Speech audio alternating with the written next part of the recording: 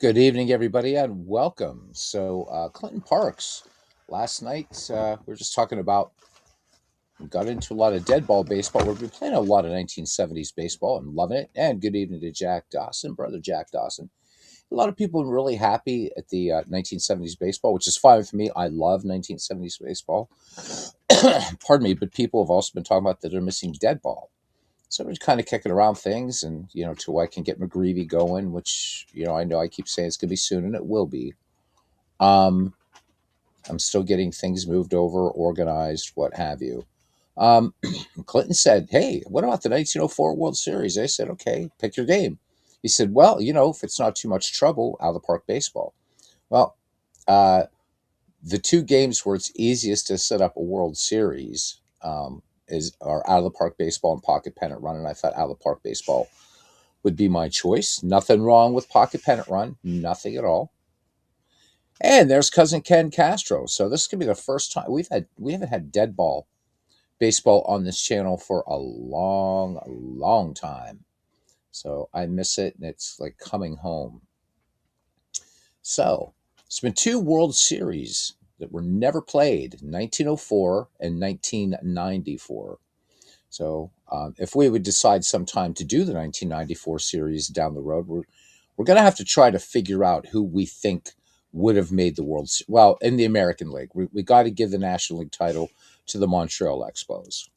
Yeah, but we'll get to that. But anyhow, a little background about the World Series that never was, the most famous World Series that never was, at least to serious baseball fans, serious baseball students of the history of the game, if you will. It all really begins and ends with John McGraw. So, John McGraw, as we all know, or if some of you don't, you will now, played for the Baltimore Orioles. The Baltimore Orioles of the National League in the 1890s under Ned Hanlon. It was a great team. Great team. Huey Jennings on that team, John McGraw. I mean, it's just a fantastic team. The Baltimore Orioles, the Boston Beaneaters, and surprisingly, through the 1890s, a lot of people don't realize this, but the Cleveland Spiders also tough team. But McGraw then jumped to the American League when it started, and John McGraw, to say that he loathed American League President Ban Johnson is a gross understatement. I mean, just really couldn't stand him. So McGraw jumped back to the National League, and of course, is managing the New York Giants.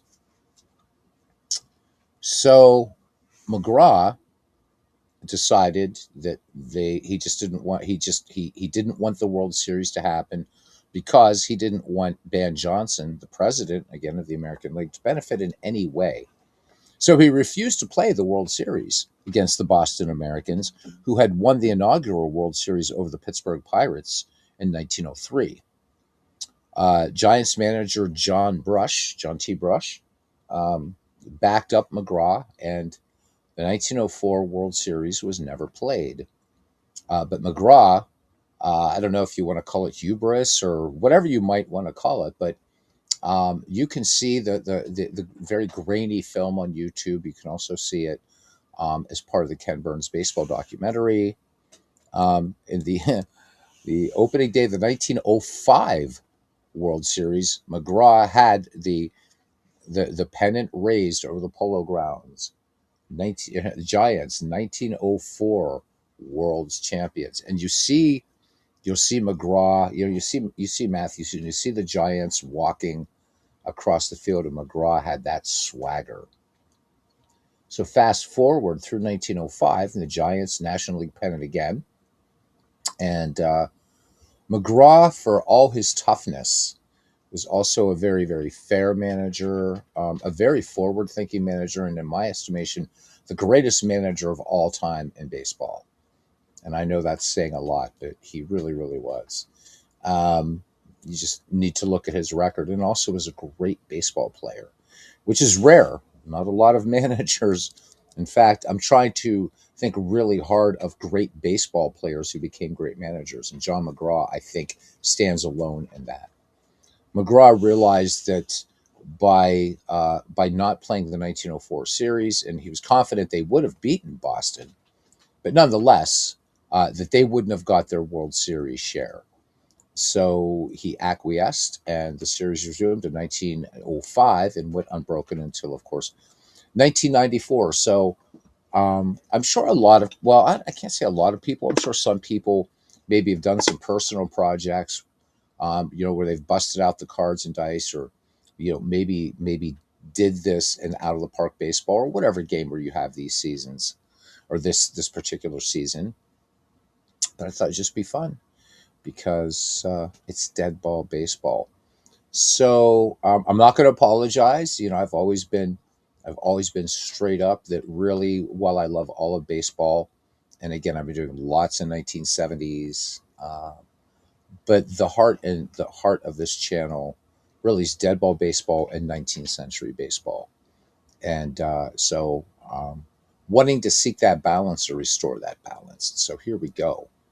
Game one today at the Polo Grounds. Two immortals facing off. Cy Young versus Christy Mathewson.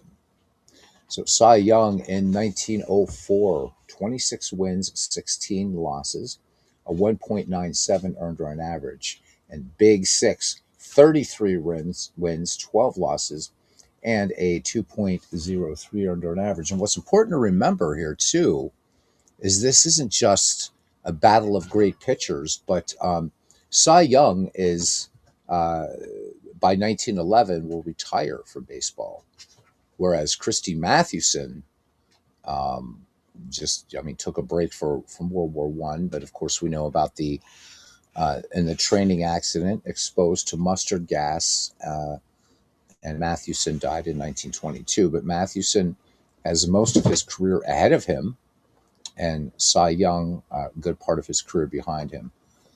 So, battle of, I don't know. Do we say David and Goliath? I'm not really sure. Two great, great pitchers um, are going to be facing off in this 1904 World Series. So I hope you enjoy it. And for the professor, Clinton Parks, thank you for the wonderful suggestion of doing so. So just looking down the list here, there's some great names. I think I'm hopeful that for many players, for many people that played in Steve Tate's, uh, in the Shanks League, and also in the in the ensuing leagues after that, the Fields of Dreams League, and of course the Diamond Legends League. So a lot of those guys have run across many of these players. In our original McGreevy League, some of these players in each team were on the 10 teams that we eventually had. So it's going to be like revisiting old friends again, but some of the standout names here, there's so many standout names. We have some Hall of Famers on here. Is JT Dutch. Doing well. Thank you, JT. And the same to you, man. It's good to see you. Doing some dead ball baseball tonight. And boy, have I missed it. We got some Hall of Famers dotted around these teams, and some Hall of Very Goods, by the way, I should say, too. And there's Ken Castro giving JT a big JT in caps and an exclamation point. And that is huge. That is huge. So Hall of Famers, of course, are two starters, immortals of the game, Cy Young and Christy Mathewson. But we're also going to see Jesse Tannehill. We're going to see Iron Man Joe McGinnity. We're going to see some just other amazing, amazing players here, both very good and great. So Buck Freeman, Chick Stahl, who had a hell of a season in 1904. Looking at the Giants side, of course, John McGraw, player manager. So McGraw may make an appearance in this series. We'll see. Turkey Mike Donlin. If Turkey Mike Donlin had decided to stick with baseball, not to be a sometime actor. Possibly could have been a Hall of Famer. Roger Bresnahan, the Duke of Tralee, and a lot of people surprised that he's playing center field, but he did play center field in 1904. Art Devlin, a very capable hot corner man. Bad Bill Dolan. Um, Hooks Wiltsey, really a tough pitcher. So we're going to possibly be seeing him. I've already mentioned Iron Man Joe McGinnity. Dan Bruthers. Dan Bruthers, tall enough to have his own zip code. So it's going to be a lot of fun. I hope you guys will enjoy it and be looking at some of these players, some of their records, and just have fun. So we are on our way now to New York. And let's go. Let's look at the starting lineups for the visiting Boston Americans. Leading off in center field, Chick Stahl. Batting second in left field, Kip Selbach. Batting third at short, Freddie Perrin. Batting fourth in right field, Buck Freeman. Batting fifth and catching, Lou Krieger. Batting sixth at third base, another excellent player, Jimmy Collins. Batting seventh at first base, Candy LaChance. Batting eighth at second base, Hope Ferris. And pitching in batting ninth, Cy Young, Denton True Young, his real name. 26 and 16, a 1.97 earned run average, a 0.94 whip. Averaged 4.7 strikeouts per 9 innings and less than one walk per 9 innings. For the hometown New York Giants, leading off at first base, Dan McGann. Batting second in right field, George Brown. Batting third in center field, the Duke of Tralee, Roger Bresnahan. Batting in the cleanup spot in left field, Turkey Mike Donlin. Batting fifth and catching, frequent battery mate of Christy Mathewson's Frank Bowerman. Batting sixth at third base, Art Devlin. Batting seventh at short, one of cousin Ken Castro's favorite dead ball era player, Bill Dolan. Batting eighth at second, Billy Gilbert. And batting ninth in pitching from Factoryville, Pennsylvania, Christy Mathewson, again with a record of 33 wins, 12 losses, a 2.03 earned run average, a whip of 1.04, 5.2 strikeouts per 9 innings, and just 1.9 walks. So should be pretty fun. Everything looks even up here. And let's go. Let's go. A young Red Ames, only 21 years old. Yep. So Donlin quit baseball in 1914. His first movie was 17. He was in The General with Buster Keaton. So Donlin, I wasn't talking about movies, but Donlin, during his playing career in the off season, Clinton was also doing vaudeville. So Clinton, so Mike Donlin and his wife, I believe her name is Mabel, on the vaudeville circuit. So he didn't just play baseball and then quit and acting. He did a lot of theater work. All right, let's go. Pretty good crowd here. Very different Polo Grounds, as you can see, doesn't have the cutaway yet.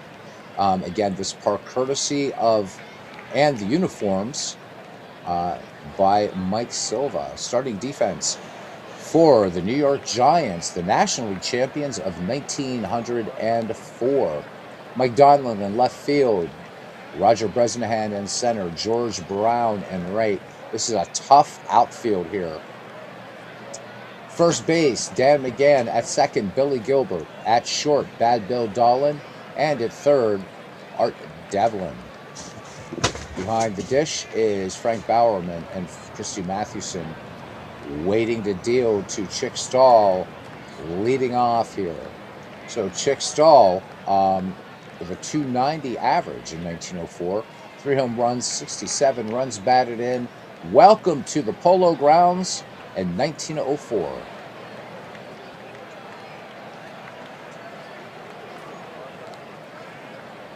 And we are ready to go. Here's the pitch. Stahl swings, first pitch swinging, bounding ball out there to Billy Gilbert, and he will go to first. And Chick Stahl retired, 1 up, 1 down now. Here's Kip Selbach. Selbach hit 258 with 30 runs batted in. Mathewson has the sign from Bowerman. The wind and the pitch. And this one, ball one, forgot that we had pitch by pitch on because of that crazy 1974 game. So let's turn that off. So we're going to see how much Mathewson is going to rely on the fadeaway pitch today, better known as the screwball. Count full. Swung on. This one wrapped over short into center field. So Selbach aboard.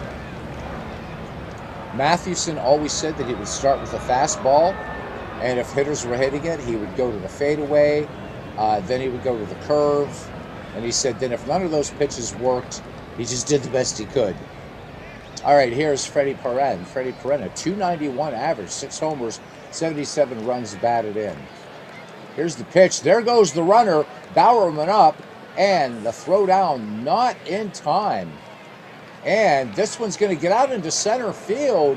Bowerman with the E2, and Kip Selbach will move to third. So first miscue, and we know we're in a dead ball game. Why not before Hollywood? The movie capital was New Rochelle, New York. The studios were back then. Your wife, yep.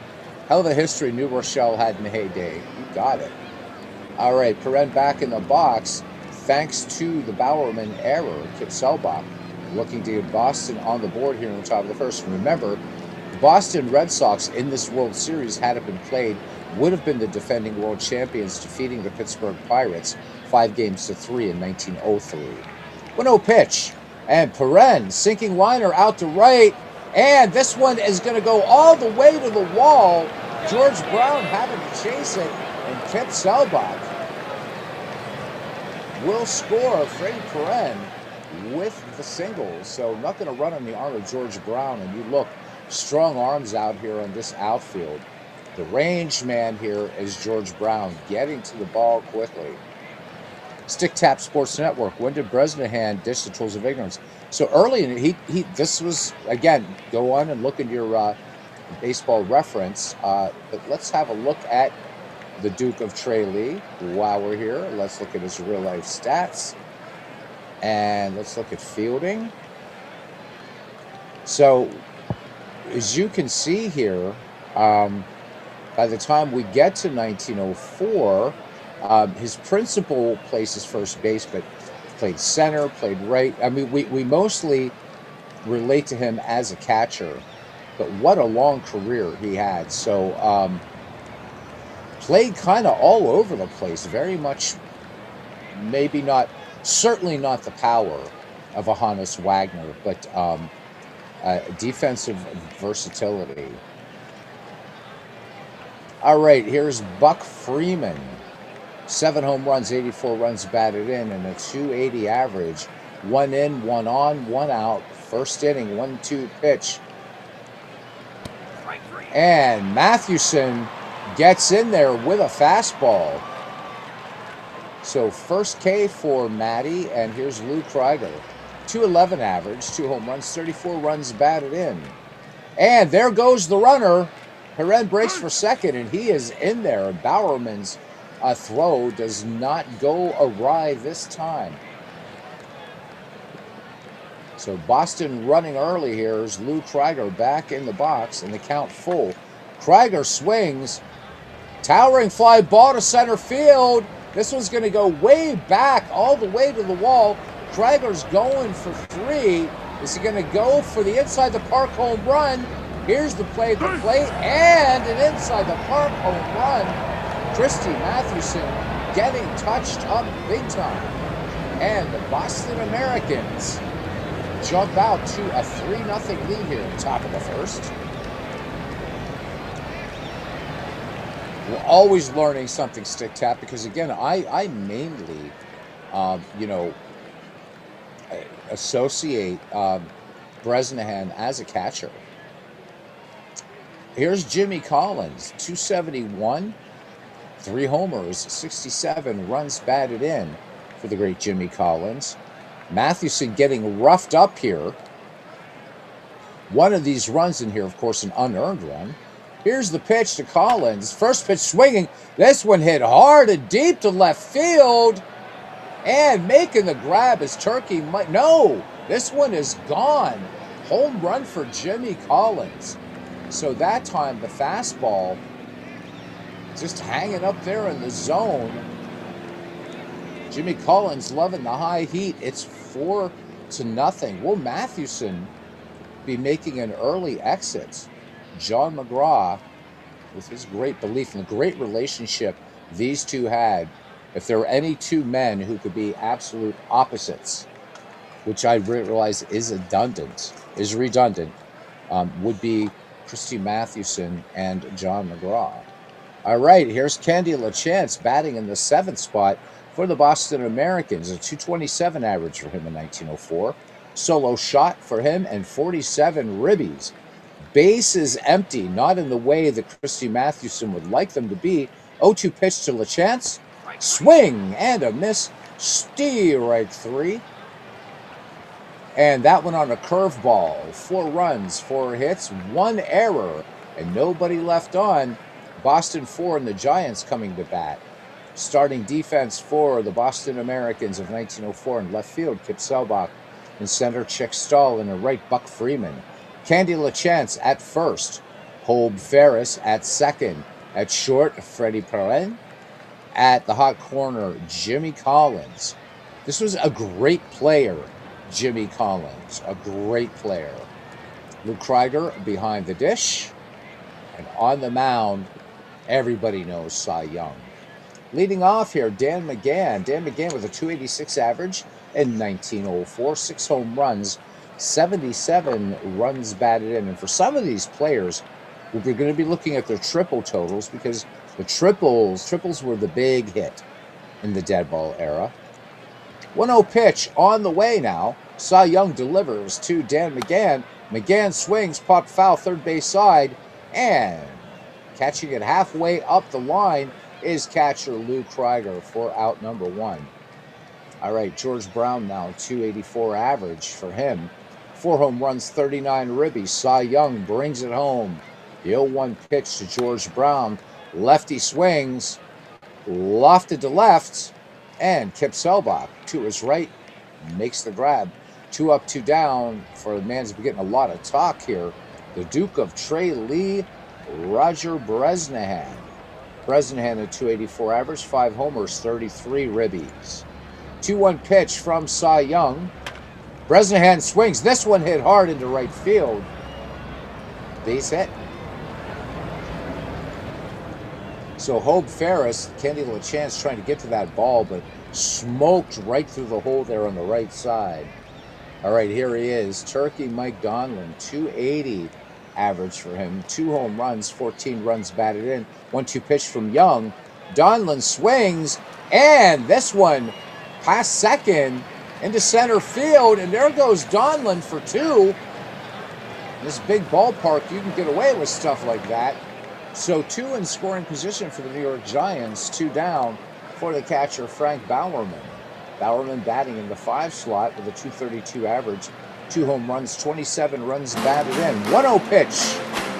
Bowerman swings, sinking liner out to left field. Long way to go for this ball, and Kip Selbach has it, calling off Chick Stahl. The runs, 2 hits, no errors, and 2 men left. We go to the top of the second here, game 1 of the most famous World Series never played, the 1904 World Series. The Boston Americans lead the New York Giants 4-0. So, Clinton, this was such a great idea. Thank you. Hope Ferris, Cy Young, and then Chick Stahl. 8-9-1 due up for Boston here in the top of the second inning. 2-1 pitch on the way from Mathewson. This one shot to short, and up with that ball is Bad Bill. Bad throw, though, by Bad Bill. So Ferris on at first, thanks to the E6. Again, welcome to dead ball. A good job by Dan McGann to corral that ball and keep it close. Ferris with the speed would have been off to the races in his Chalmers. All right, here is Denton True Young. Corners in, looking bunt. And there goes the runner. And that's one thing you're going to see. There's a caught stealing. So big play to get home Ferris. Frank Bowerman looking for the steal. You're going to see steals, sacrifices. You're going to see the cleanup hitters bunting. probably throughout this World Series. All right, Young back in the box. The 0-2 pitch to the Cyclone. Takes a called strike 3, and Christy Mathewson finally with the fadeaway pitch. So 2 away now, and we're back at the top of the order for Chicky Stahl, who's 0-for-1. Here's the pitch. Lefty, first pitch swinging. Line drive, base hit into left field. Boston picking up its 5th base knock of the game. So 1 on and 2 down, and here's Kip Selbach, 1-for-1. And there goes the runner. The throw down will not be in time. The tag is late. Great jump there by Chick Stahl, moving into scoring position. Man, and this is why I miss dead ball baseball. Just faster. 2-2 pitch.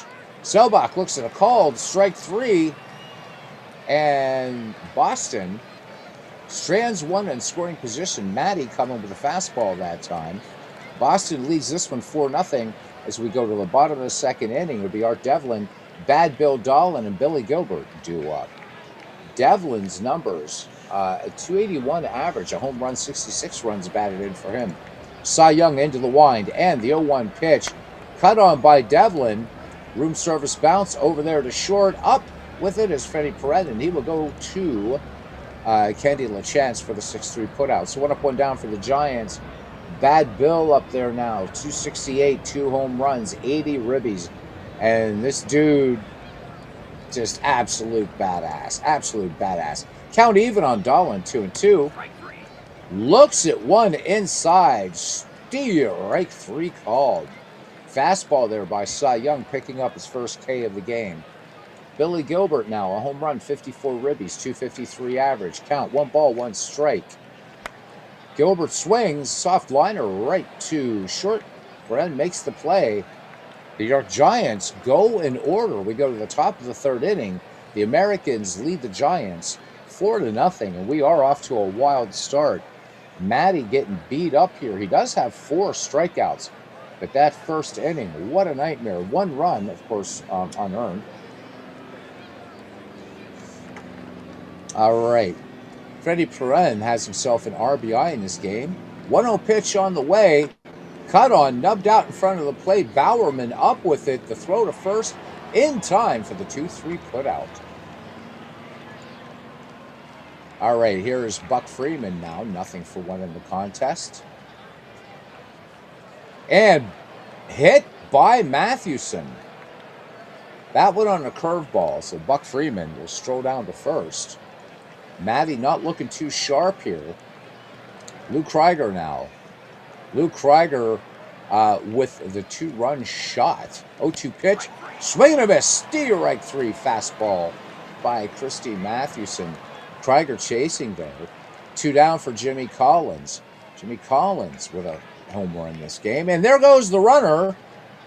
Throw down, not in time.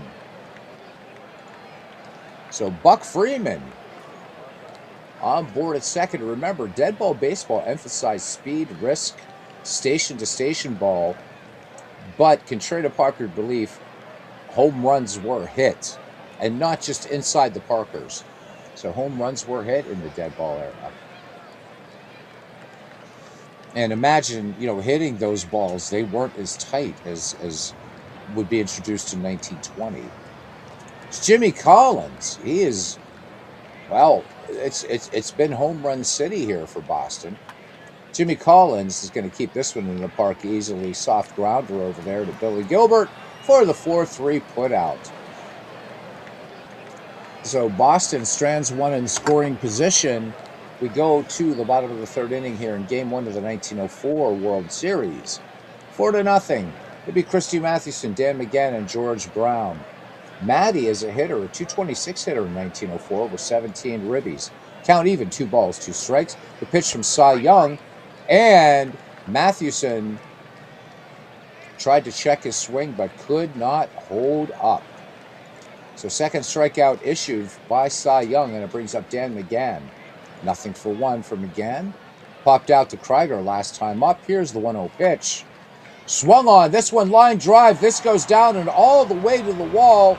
And Krieger is going to have himself a 1-out double. So the faithful here up against Coogan's Bluff. Not having much to cheer for now, so hopefully Dan McGann being a catalyst for them. Here's George Brown. Brown nothing for 1. 0-2 pitch. Brown late swing and a miss.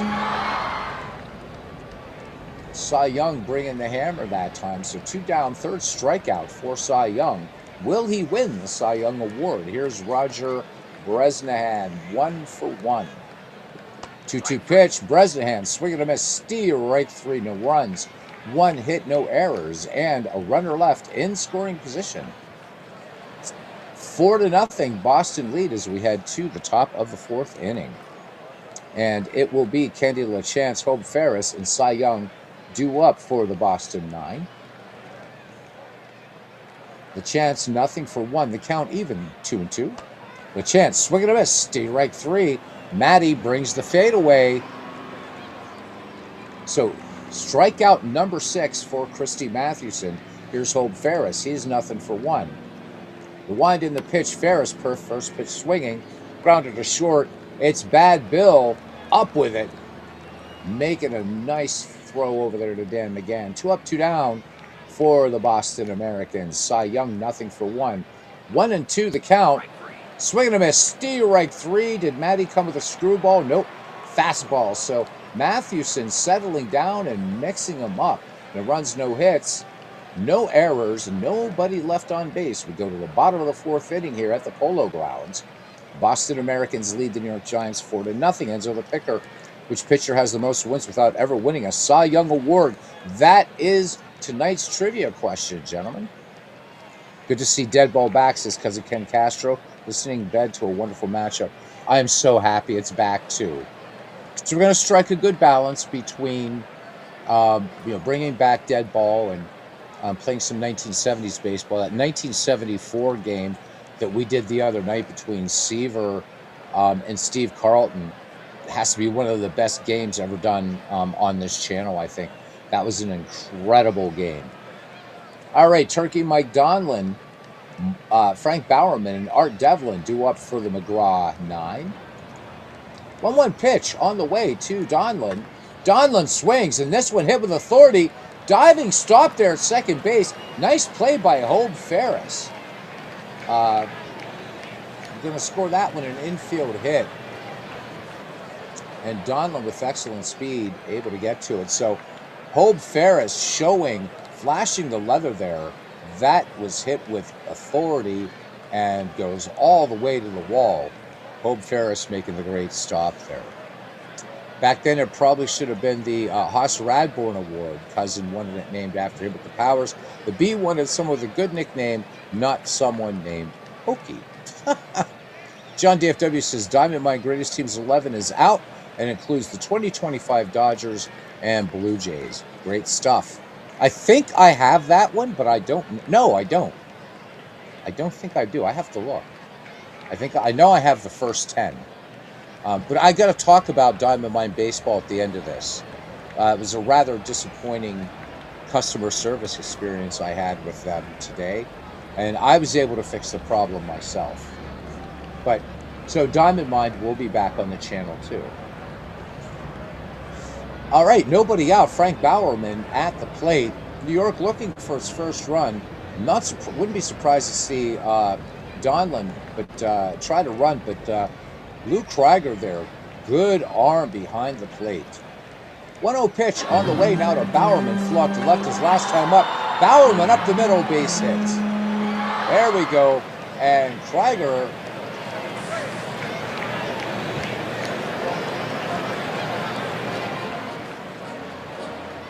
Krieger was set in case Donlin was going to try to make the rush for home. But Donlin makes it to third. Runners at the corners. Nobody out. First time that, although the Giants at one time had 2 in scoring position, first time that Cy Young's really in trouble now. There's Art Devlin. Bad Bill Dolan waits on deck. Cy Young working out of the stretch. 1-2 pitch. Swung on. Chased outside the zone. This curveball.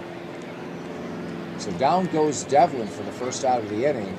And here comes Bad Bill Dolan.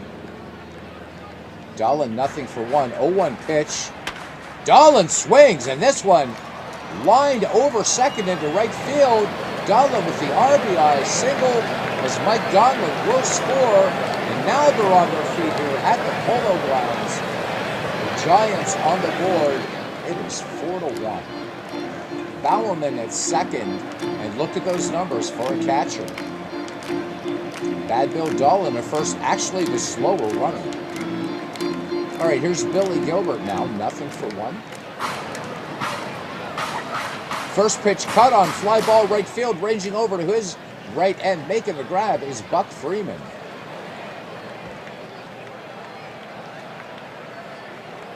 All right, 2 away, and here's Matty, nothing for one. 3-0 the count. This one missing, outside and low, ball 4, and Cy Young loads him up. Back at the top of the order now, Dan McGann, 1 for 2. Bases sold out with these Gothams. 1-2 pitch. Doubled last time up, hard ground ball to first, and the chance to take it to the bag himself. Giants run on 3 hits, no errors. They leave them loaded. That could be huge. Top of the 5th. Boston leads New York 4-1. So it just came out this week. Then I don't have it. I'll have to go order it.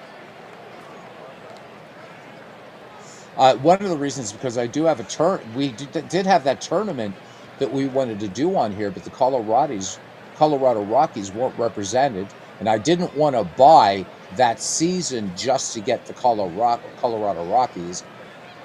Is, you know, the only 2000s seasons I would play would be like 2013, 14, and 15 for the Pirates. All right, back at the order for Boston. Back at the top of the order for Boston here in the visitors' frame at 5th. It's Chick Stahl, Kip Selbach, and Freddie Perrin due up. Chick Stahl 1 for 2 in the game. Count even, 2 balls, 2 strikes. Stahl swings, and this one driven hard into the corner and right field. Chick Stahl is going to hit second on a good slide. So Boston with its 5th hit of the game, 6th hit of the game. Chick Stahl picking up the double. Yes, the 2000 Rockies are included, which is what I need. Frederick, how you doing? He says, hey, man. Well, how you doing? Welcome into 1904. The World Series that never was. Game 1. Boston leading this one 4-1. Runner in scoring position. Nobody out for Kip Selbach, who's 1 for 2. Count full on Selbach. Mathewson deals. Grounder to short, and they're going to go to first. Bang, bang play at first. Dahlin with a strong throw, and that will take care of Kip Selbach in the 6-3 put out. Chick Stahl makes it to third. Freddie Perrin now in there. 1 for 2, has an RBI. 2-0 pitch. Perrin swings, grounder to short. They look the runner back. They'll go to first. Big clutch out there. Nice play there by Dahlin. All right, so 2 down. Buck Freeman, nothing for 1. Buck Freeman, certainly not a bat to be trifled with. Luke Krieger waits on deck. 3-0. Mathewson behind and misses inside. Ball 4. Curveball. The hammer not working so well this afternoon. 4 big 6. 7 strikeouts and a walk here is Luke Krieger. 2 RBI in the game. Count full on Krieger. Swing and a miss. Steer right 3. Fastball by big 6. So, Boston strands 2. We go to the bottom of the 5th inning. And it's 4-1. Boston bunching its 4 runs all in the top of the 4th, or top of the 1st. And they've been held scoreless since. All right, Cy Young. New York managed 1 run off of him in the bottom of the 4th and left the bases loaded. 2-3-4 due up for McGraw's Giants. Brown, Bresnahan, and Mike Donlin. Cy Young ready to go. Here's the pitch. George Brown swinging on the first pitch. Soft little tapper to first, and taking it to the bag himself is Candy LaChance. 1 up, 1 down now. Here's the Duke of Trey Lee is 1 for 2. The count 1-2. Cy Young brings it home. Bresnahan looks at a call and strike 3. Fastball by the Cyclone. Strikeout number 6 for Cy Young. All right, here's Turkey Mike. Donlin, perfect 2 for 2. 2-0 pitch. Donlin swung on, High fly ball to right, and easy play there for Buck Freeman. So the New York Giants go 1, 2, 3. We go to the top of the sixth here in game one. Boston leads New York 4-1. Jimmy Collins, Candy LaChance, Hope Ferris due up for the Boston Americans. Christy Mathewson, 8 Ks to Cy Young 7. 2-0 pitch on the way to Jimmy Collins. Collins swings. This one popped high in the infield, left-hand side, and shortstop Bill Dolan calling everybody off for 1 out. Candy LaChance, nothing for 2, settles in the box. Lefty waits for the Mathewson delivery. Bowerman sets the target. Count even, 2 balls, 2 strikes. Candy LaChance, swing and a miss. Christy Mathewson mixing the heat with the fadeaway. Strikeout number 9 for Big Six brings up Hope Ferris. Hope Ferris, nothing for 2. Count, no balls, 2 strikes. And good night, Hope Ferris. This one painting the outside corner. The runs, no hits, no errors, and nobody left on. Bottom of the 6th, 4-0. So this game turning into a pitcher's duel, and you erase those 4 runs, and this would be a brilliant performance. But Matty just a little bit sketchy out there in the top of the first. So Frederick's saying that you probably need to pinch hit for Matty. You have to bring in Dummy Taylor on the mound. Just finished Havana Heat by Daryl Brock, an historical fiction book about the trip by the Giants. Thank you for that. If we do, right now, Matty's keeping these guys quiet. So I'll definitely take that, though. The nicknames, some of the nicknames that you're going to see in Dead Ball were not the most flattering, unfortunately. Had nothing to do with Taylor's intelligence. All right, here's Frank Bowerman now. 0-1 pitch to Bowerman from Cy Young. Bowerman swings.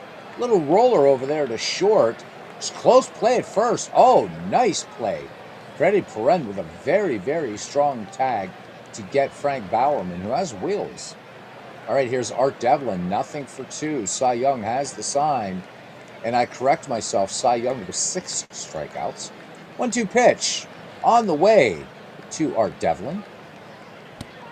Swing and a miss. Steer right 3. That time, Cy Young pulled the string. So 2 down now for Bad Bill. Bad Bill 1 for 2 with an RBI. Singled back in the 4th. Dolan swings. This one fisted out to left, or right, I'm sorry. And right into the glove of Buck Freeman. So the Giants go in order. We go to the top of the 7th. Frederick telling us that in Cuba, Dummy Taylor was dealt uncommon. He's the main character in the book. Very, very good. It was deaf, yeah. So let's, I've definitely got to check that out. So it's called Havana Heat. I'm going to have to look for that one. I love it when people spend my money. I do. And I love spending other people's money too. All right, Christy Mathewson with 10 strikeouts. So when we go to the bottom of the 7th inning, Matty would be batting second. So we would face a decision. Hard to pull a guy that's been kept him quiet since the first, and 10 strikeouts. But we shall see what we shall see. Cy Young, Chick Stahl, Kip Selbach due up for Boston. Count even, 2 balls, 2 strikes. Matty comes home with it. Check swing, but he went around. Matty picks up strikeout number 11 back at the top of the order. Chick Stahl having a good day today. He is 2 for 3. The count, 1 ball, 2 strikes. Stahl swings. This one up the middle, base hit past short. So the Boston Red Sox with their 7th base hit. Kip Selbach batting. And, we don't have to worry about what's going to happen because John McGraw deciding to go with Claude Elliott. So Christy Mathewson's day is done. Gets the hook here in the top of the 7th. Let's look at a little bit of Claude Elliott. So 2 years. Let's look at his pitching here. 2 years in the majors, 1904 with Cincinnati, and then went to New York. So a later season acquisition, and finished with the Giants in 1905. Rather unremarkable record, unfortunately. 3-3 overall. So not sure what McGraw's thinking, but we're going to go with it. The idea when I play these is I don't interfere with the AI. I let it do what it's going to do. All right, Bowerman sets the target. Claude Elliott ready to hurl it in. Throw over to first, and they got a pickoff throw. How about it?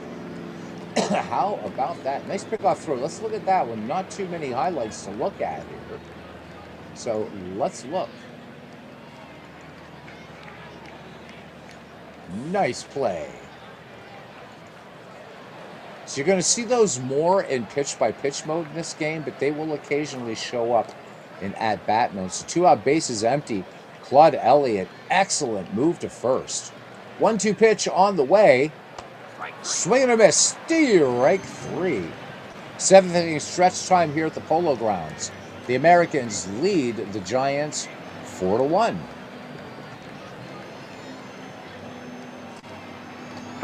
And of course, the song you're hearing playing in the background won't be written until 4 years later.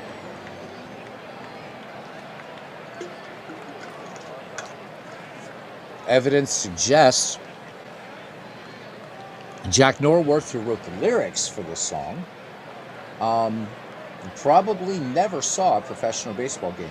Music by Albert von Tilzer.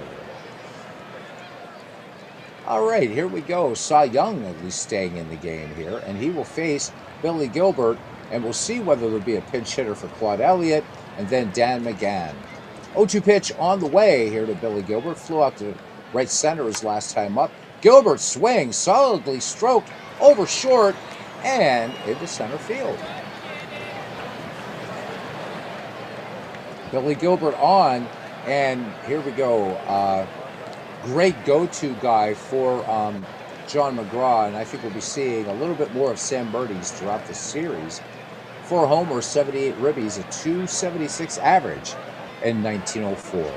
Gilbert leads off first, nobody out. 0-2 pitch. Gilbert does not go. Oh, strike 3. So Krieger may have pulled that one back in, but regardless, that is a strikeout. Number 8 for the Cyclone. All right, back at the top of the order now for Dan McGann. We'll see if Giants will go to Dummy Taylor when we head to the top of the 8th. 0-2 pitch on the way. And there goes the runner. Gilbert slides, and he is in there. Stolen base. So runner in scoring position now for the New York Giants with 1 down. McGann back in the box in the 1-2 pitch. Lefty swings, sinking liner to center, right into the glove of Chick Stahl. So Gilbert not running on Stahl, coming in a pretty damn fine arm there to boot. All right, number 2 hitter George Brown, nothing for 3 for the Giants. 0-2 the count.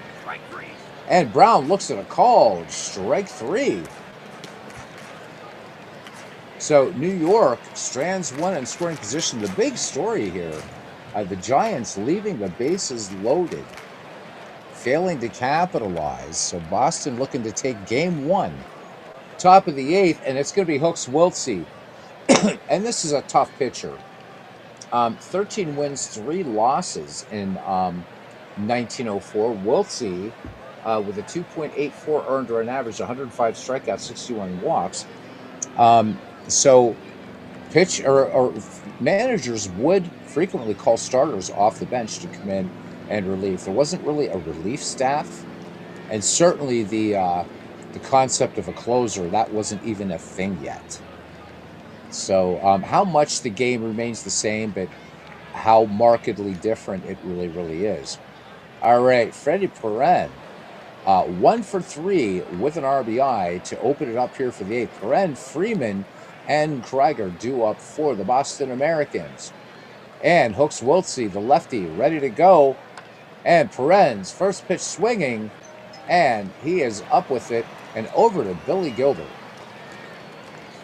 or over to Dan McGann. I'm sorry, Gilbert to McGann for the 4-3 putout. Here's Buck Freeman. Nothing for one. The count full on Freeman. Freeman, swing and a miss. Fastball to Buck Freeman. Hooks Wiltsey picks up the strikeout. So quickly, 2 Boston Americans down here in the top of the 8th inning. Luke Krieger, 2 RBI in this game, the 2-0 pitch. Krieger swings. This one hit with authority. Is this the second home run? It is. Open the window, Aunt Millicent. This one is gone. So there's 292 feet. Porches here and right and left field at this otherwise cavernous ballpark. 5-1 Boston lead as Jimmy Collins settles into plate. He's also a dinger in this one. I believe that was the inside the park job. 1-1 pitch to Collins, 2 hopper to second. Played nicely by Billy Gilbert, and that will retire the side. So 1 run, nobody left on. We head to the bottom of the 8th inning.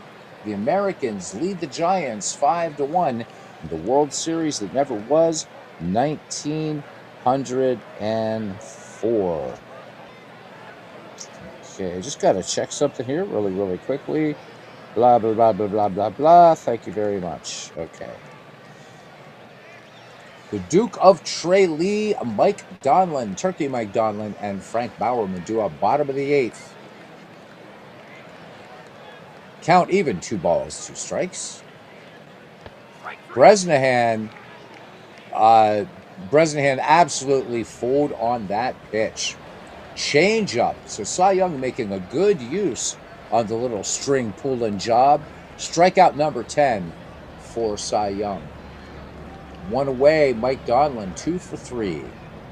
Cy Young ahead in the count, 1-2. Strike 3 to Donlin. 11 strikeouts now for Cy Young. Cy Young definitely in the groove here. Keeping New York to just 7 hits and that 1 lone run back in the 4th. Brings up Frank Bowerman now, who's 1 for 3. Count full on Bowerman. Here's the pitch. Bowerman checks the swing, and this time he does not go, or this batter does not go around. So Bowerman on at first, 2 down for Art Devlin. Nothing for 3. 1-2 to Devlin. Devlin could not hold up, and let's see, what did Young bring that time? The fastball. All right, so runner left on. We head to the top of the 9th inning. Boston Americans on the cusp of winning Game 1 of the 1904 World Series.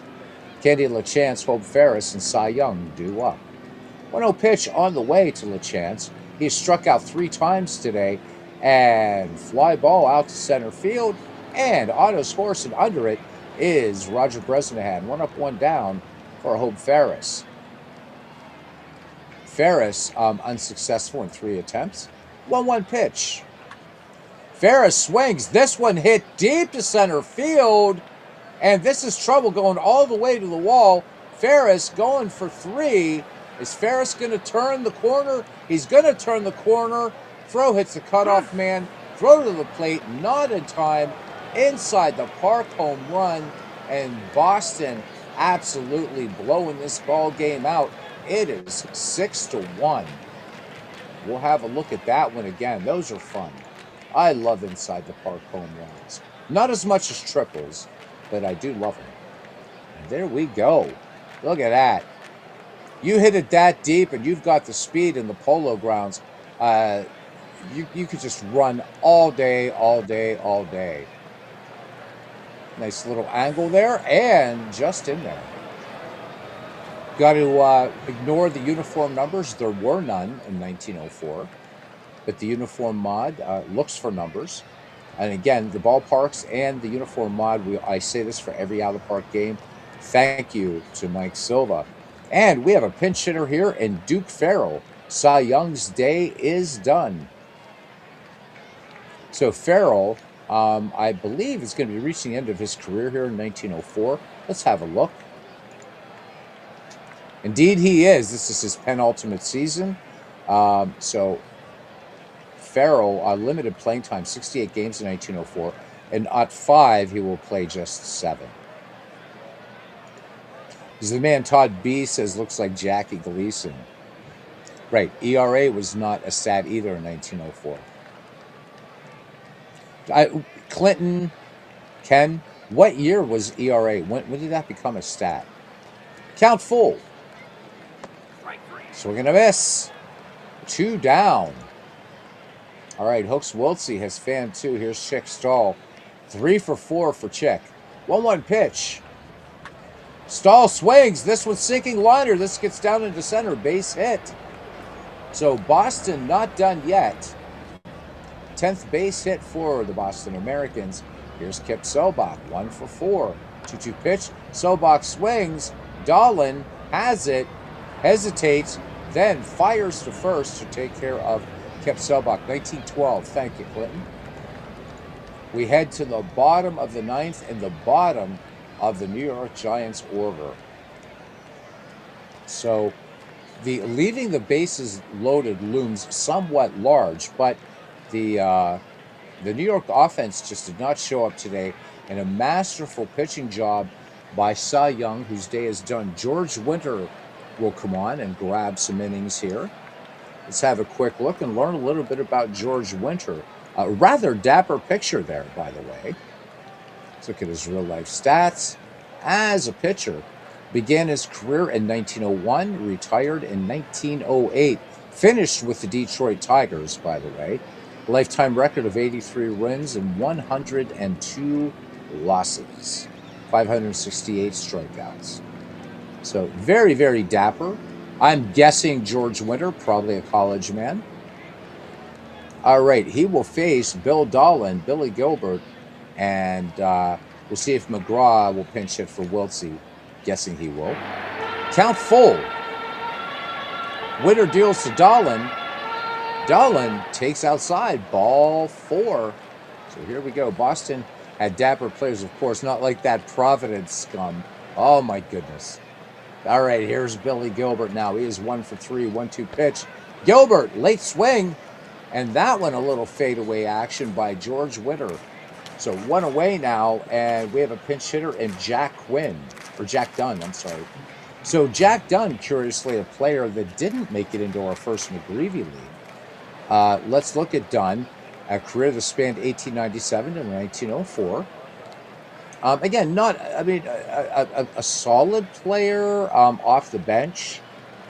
Did get into 100 games in 1902. So, as you would expect, the 19th century being represented well here in 1904.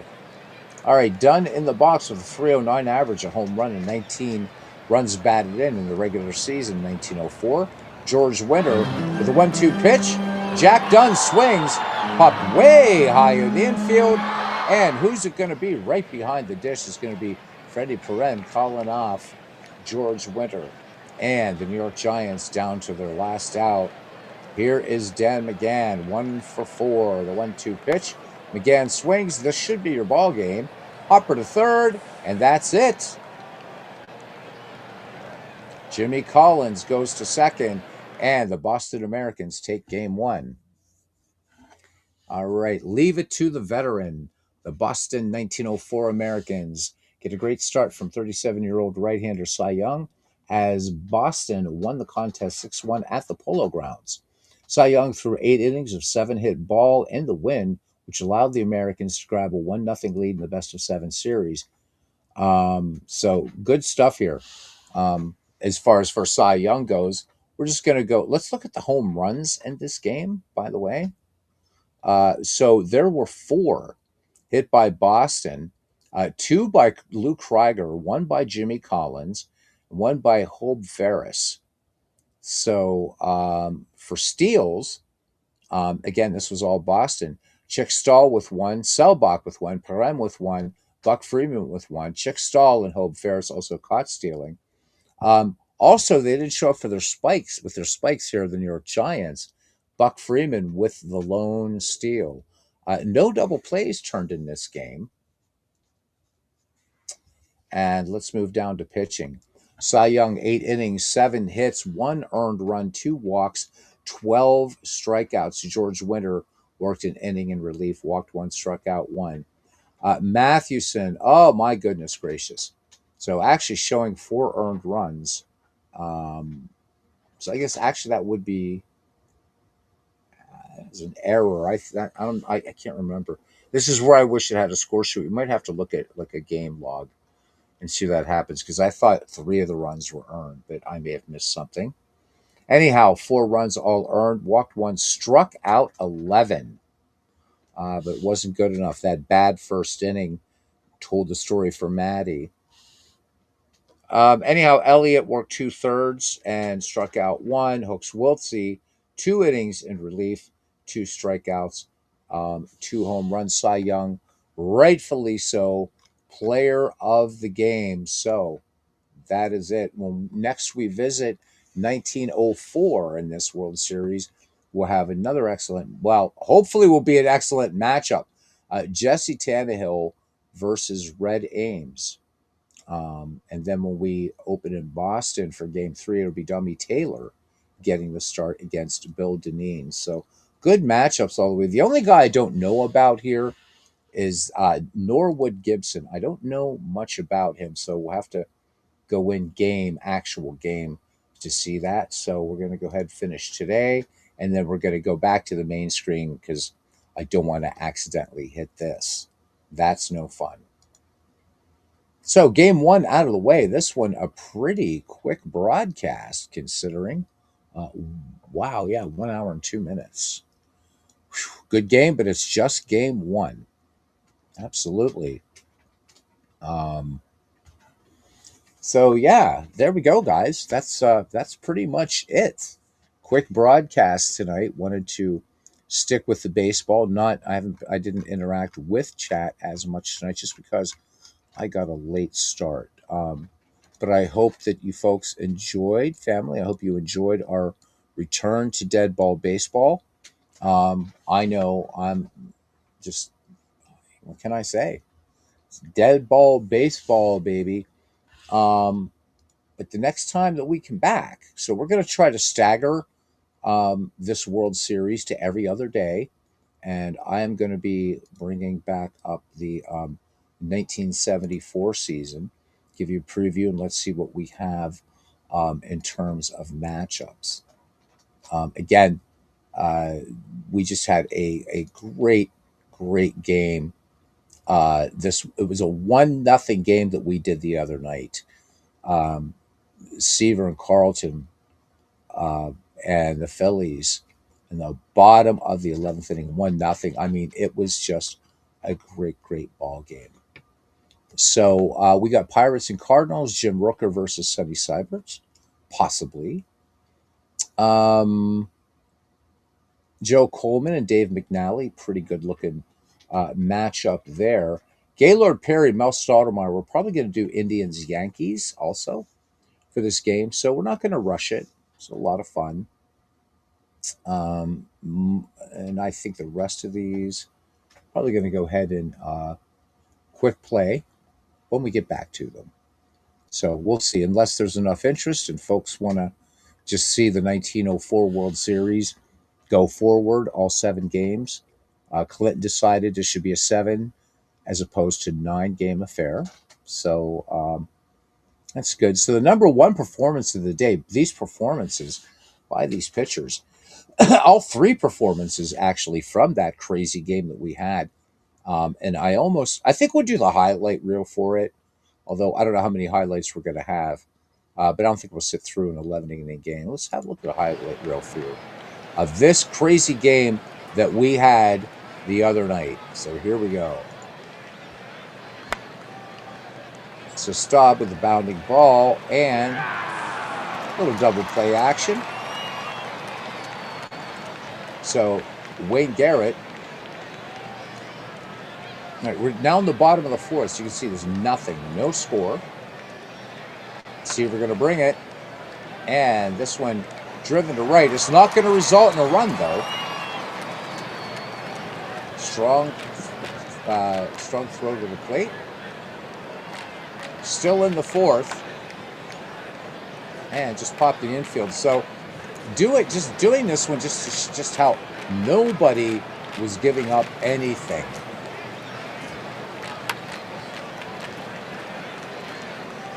Seaver comes home, gets the out.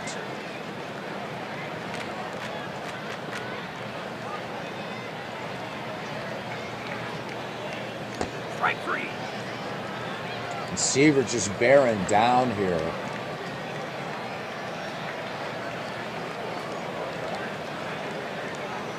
So that was a bases loaded situation. We go to the bottom of the fifth.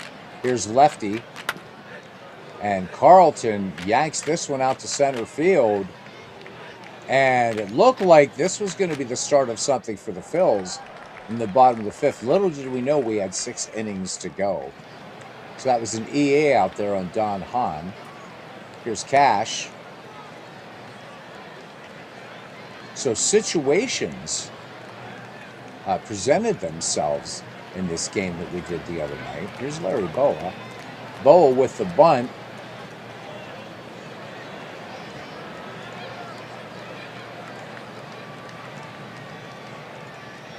So the Phils with 2 in scoring position and 1 down brings up Dal Unser.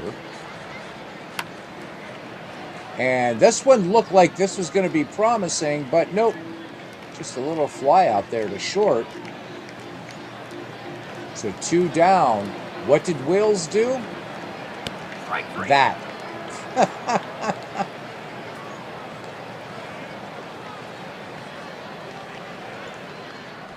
Top of the 6th. So in each of these innings, teams, both the Mets and the Phillies were getting runners on, but just not getting it done. And at this point, Carlton, Seaver still in here, both working on shutouts. Carlton would go first. In fact, Seaver wasn't pulled at all. Bounding ball to third. Nice play there. And I say nice play because Mike Schmidt decided he's not going to try to throw it away, rushing it. You would expect that. Full count on Harrelson. And this one, line drive to left. Luzinski makes the grab. So lots of left on base in this one. Now we're in the 7th. And we thought, okay, this is going to be it. Phillies open it up big time. And it's Steve Carlton that opens it, or doesn't open it up, at a 1-out double. So we're thinking, all right, Phils are going to get to the board. Get on the board. Are they getting to Tom Terrific? Dave Cash. Clutch strikeout there. 2 down, and Boa does this. Way up there. It's going to bring some snow. Boop. Harrelson has it. Bottom of the 8th. Once again, the Phillies are going to get men on. Monty has a little weak grounder there. And by this time, they're just not happy campers here at the vet. Oh, I'm sorry, 1, 2, 3 inning. Now, Carlton's day's done. We're in the 9th. Here's Eddie Watt. Eddie Watt at first looked a little shaky, then was getting the job done.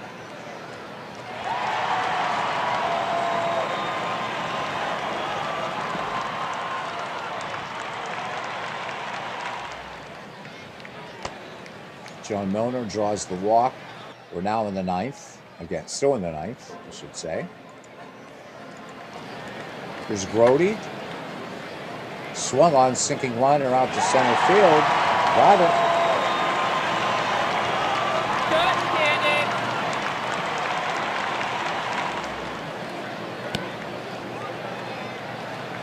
So at this point, Eddie Watt's looking like he's in trouble.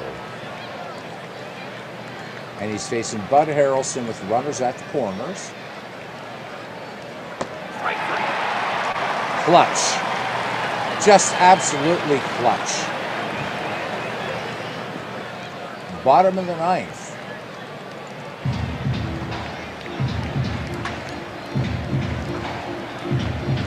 Thought it was going to be a gapper, but it wasn't. Schneck making that great running grab out there in center field. There's Michael Jack Schmidt fanning on the 0-2 pitch. 10th inning. Here, receiver. Receiver airs this one out to right field. Jay Johnstone by this time is in playing right. Ken Boswell, 3-1 count on him, 2 down. Eddie Watt brings it home and draws the walk. Just a crazy game. We're in the 10th now.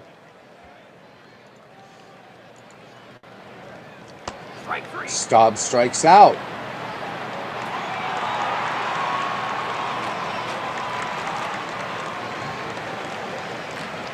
All right, so future Bucko, Bill Robinson at the plate. Count 0-2. Robinson goes down swinging. So Tom Seaver just pitching tough, but ends up losing the game. I mean, so people saw it. Spoilers are okay.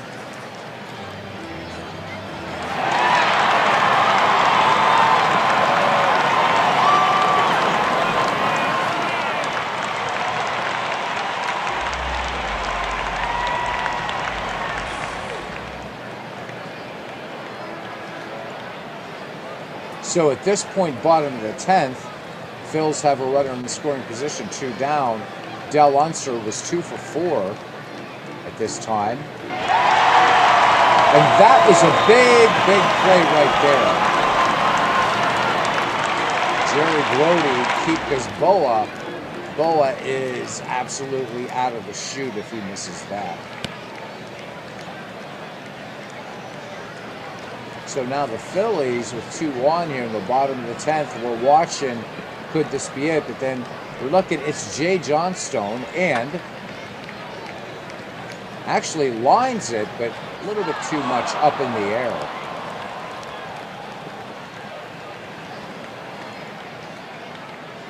Top of 11, Cleon Jones.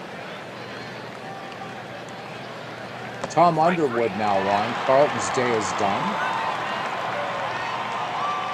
So 2 down, Underwood to deal to Jerry Grody with 2 outs.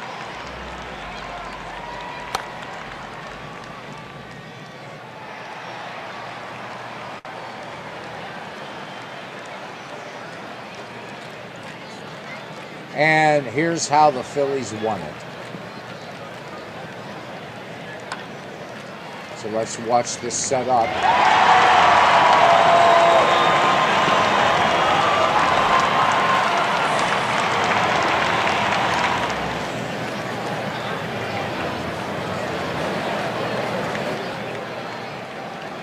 And here's Bob Boone with 2 on and nobody out.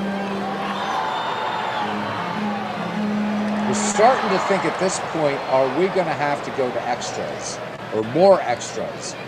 So we're there, and then this fella steps in, and anytime you do a Phillies game, there's so much talk about Michael Jack Schmidt. Runners at the corners, 1 away, 2-1 pitch, and what does Schmitty do? That. And the Phillies win it 1-0 in the 11th. This was such a fun ball game. Such a fun ball game. So for those of you that have out of the park baseball, this game does something very unique that you can watch, again, highlight reels, or you can watch the entire game, which is really cool. So any game that I would go to here, even the autoplay games. So this is really nice. If you would run across a game where you're looking at the box score and, somebody hit for the cycle, it was a no-hitter, it was I've never seen a perfect game, but you know what I mean. So to do that, to be able to do that, you've got to go up into game settings, or is it league settings? It's league settings is what you have to. Is it league settings? You've got to. Let me just show you how to do that, because that's it's a pretty important. Is it options? Options. I don't even think. I just turn these things on. And let me see. There we go. So you go to global settings. So here's how I do it. I do auto save daily, save box scores from all major leagues, game recaps and WPA graphs for all leagues, delay the graph generation, yes, game logs, all leagues, replays, all leagues. You want to have everything pretty much all leagues where you have that chance. Highlights, 3D movements, all that stuff. so that way you can watch any game that's been played or just do the highlights rather than just reading. And I mean, there's nothing wrong with reading game logs, I suppose. But I think it's kind of fun to see it, especially if you got a bunch of if you've got a bunch of games played and you're like, oh, this looks interesting, but I don't really feel like playing.